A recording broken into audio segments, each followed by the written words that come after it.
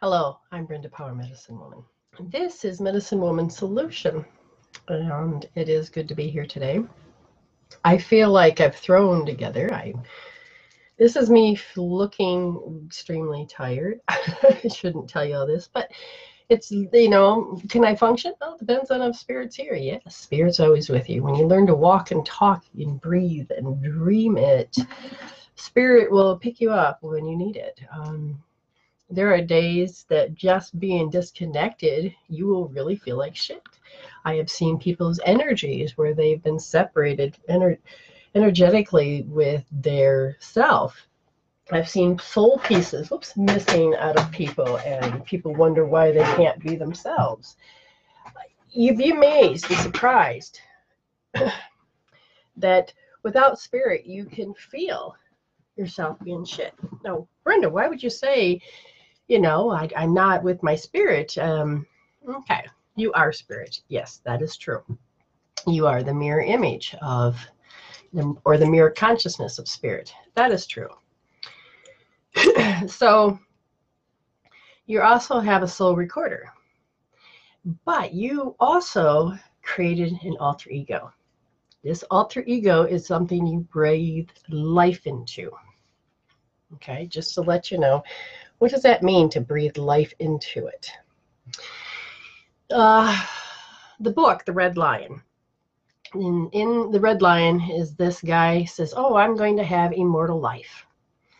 And he went and he killed this monk and took the elixir of, and he, to live forever. And he took it prematurely. He did not learn his lessons. He didn't gather wisdom. He didn't do any of these things. But he's going to do it anyway because he can, right? Well, he had a lot of learning to do. So every day he would get up in front of the statue, and his job was to learn how to breathe life into this statue. So every day he'd get up, statue stayed a statue. Every day he'd get up, the statue stayed a statue. But because he chose to be immortal, and that this is part of his lesson to grow into spirit, he finally saw it swallow one day. He's like, oh. So he put more of himself and concentration into this statue. And then not only did the statue swallow, but it started to breathe and started to move. And so the more energy he put into it, the more alive it became.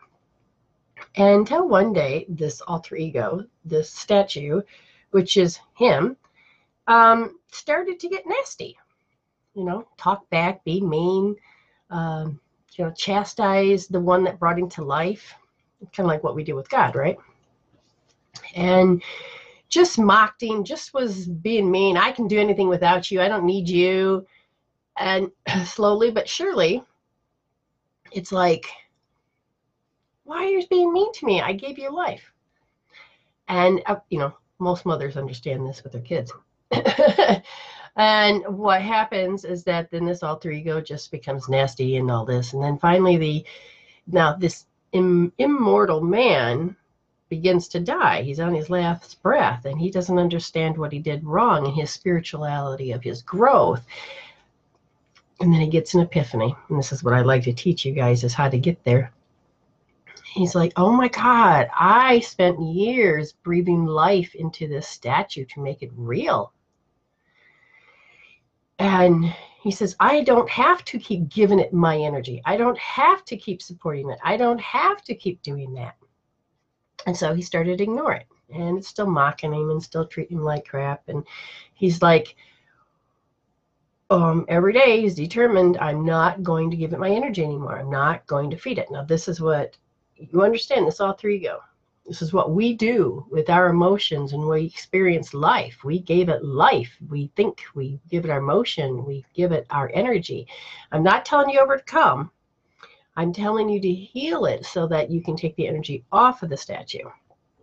And so then eventually the guy that was dying is now getting stronger because he's getting his power back. And the statue is starting, the alter ego is starting to turn back into a statue. What's the importance of that? That's you and me. One of the things that I I found on my trip. Oh, thank you. She said she liked my color.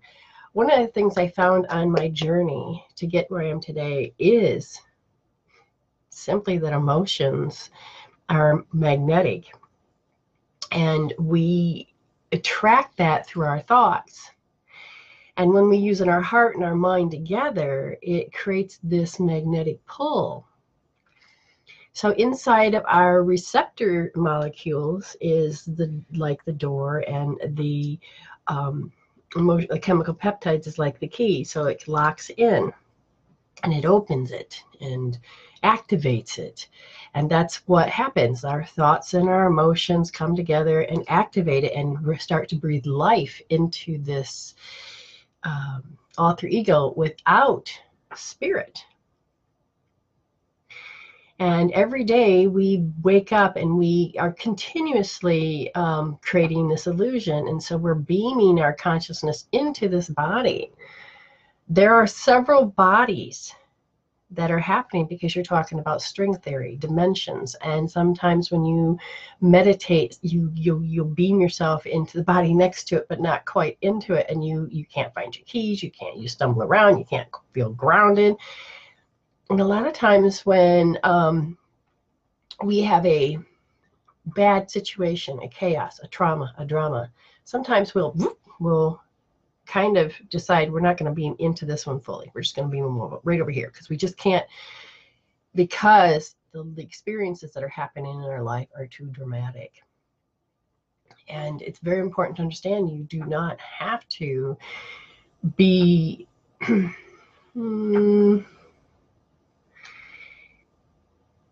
you don't have to, what do you call it? You don't have to keep believing. You got to remember, you breathe life into it. How? Your thoughts are electrical and your emotions are magnetic. And so when those two lock in together with an experience, you have those ideas, those choices, and that's why you're programmed. And so what happens is then your inner world creates your outer world. You have this magnetic pull because you're magnetic, and you can start pulling in those negative experiences. Why would you want that? Well, when you've had certain experiences that happen to you, because this is your this is what your soul's journey chose, and you haven't quite got the wisdom from it, so it keeps repeating, is that we think and we think and we think. Now, if we have a thought and we daydream and we fantasize, they don't stick and become a long-term memory. They drop off like leaves of a tree, and the glial cell will come like a vacuum and sweep that up, and we'll forget it. And we have 4 billion bits of information that constantly are coming in. We only take in 2,000 bits of information.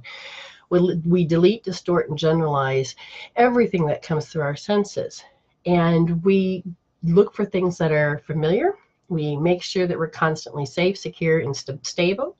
We look for what is going to hurt us. And if you haven't resolved your issue, you're going to attract and see that out of that 4 billion bits, 2,000 bits, you're going to be looking. So you delete, distort, and generalize. You look for safety, security, stability. And, if you are just running the instinctive program, you're not going to be looking for joy. So that's why we have to train ourselves. That's why we have to develop that skill. The more that we resolve our stories, our unresolved stories, which is we take the key out of that molecule. We resolve those trapped emotions. And when you resolve those trapped emotions, you get your power back and more apt to beam into this body. Now, I always seem to find people that I need, and I've done it myself, I've had to put my spirit back into my body or into my cells or into my organs 100% where it belongs. We are constantly having that channel with spirit, but if you're not aware of the fact that you've separated yourself, most people that get sick, like a physical disease, you will see that they're not in their body. But if they start to separate themselves and put themselves in multiple energies, that's a strange thing. So I'll be teaching you all those things when it comes to hands-on healing. It's just a little different than, depends on if you're doing hope therapy, because each healing tool that I do is very specifically different. They overlap, but they're very important information.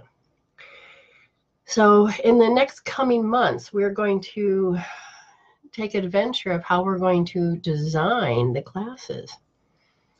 And you, if you want to have a happy life, you've got to stop being that alter ego. There's nothing wrong with it. You can identify with matter. That's what the lens for. The electromagnetic guiding omni-apparition is a lens for your spirit, your soul, your recorder to look through and experience life. But when you've put yourself and over-identified yourself so much, your consciousness so much into this alter ego, then your outer world will always be triggered.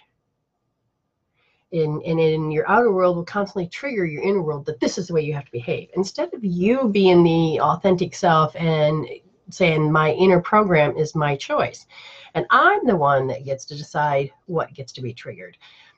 We flip this around. We don't even know it. And so we have to get the energy and the willpower to be back to being your choice. And so that means we have to put work into ourselves. We have to not just put work into ourselves, but we have to be thinking we're worth the investment. It's completely different than saying, oh, you know, I'm so worth a diamond ring. I'm so worth this. No, you have to look at the personality. You have to look at the attitude and the behavior. And when you are happy and all of a sudden something bad happens and you're mad, okay, that's fine. You have to learn to get over it in 2 minutes. What? Those are trigger words. But if you don't understand how to, okay, I'm going to own this energy. I'm going to feel this energy. But the more you think about it, the more you lay tracks. What fires together wires together. And then you create a program. And then you're feeling the reaction turns into a mood. Okay. And then a week goes by. What's wrong with you? Oh, something happened to me last week. It was just unbelievable, and I still can't stop thinking about it. The mood then becomes a behavior, and then it becomes a temperament, and then it becomes a strong personality. That's one hell of a long mood swing to have for 50 years. Why? You know, it's because we don't know.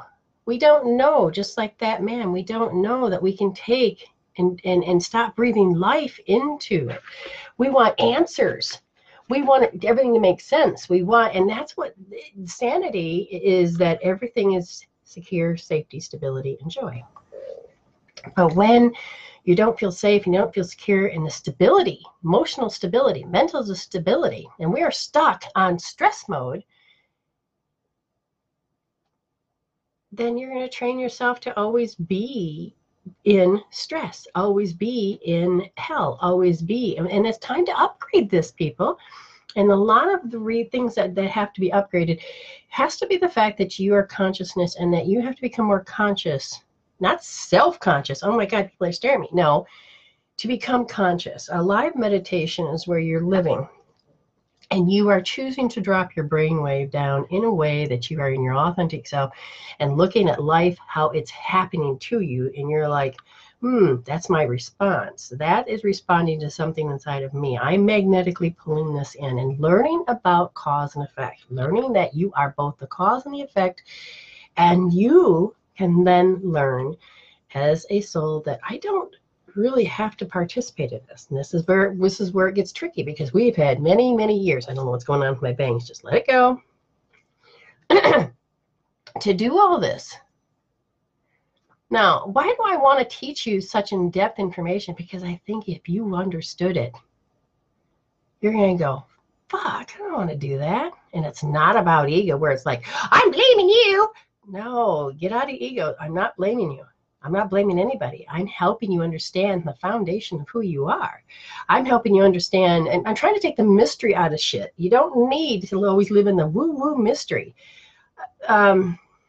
This is fun sometimes, but then it's time to understand why you drank that elixir of life, and why you want to die so soon, or why you want to. Okay, so we're just going to back it up. And so today is going to be a question and answer type day.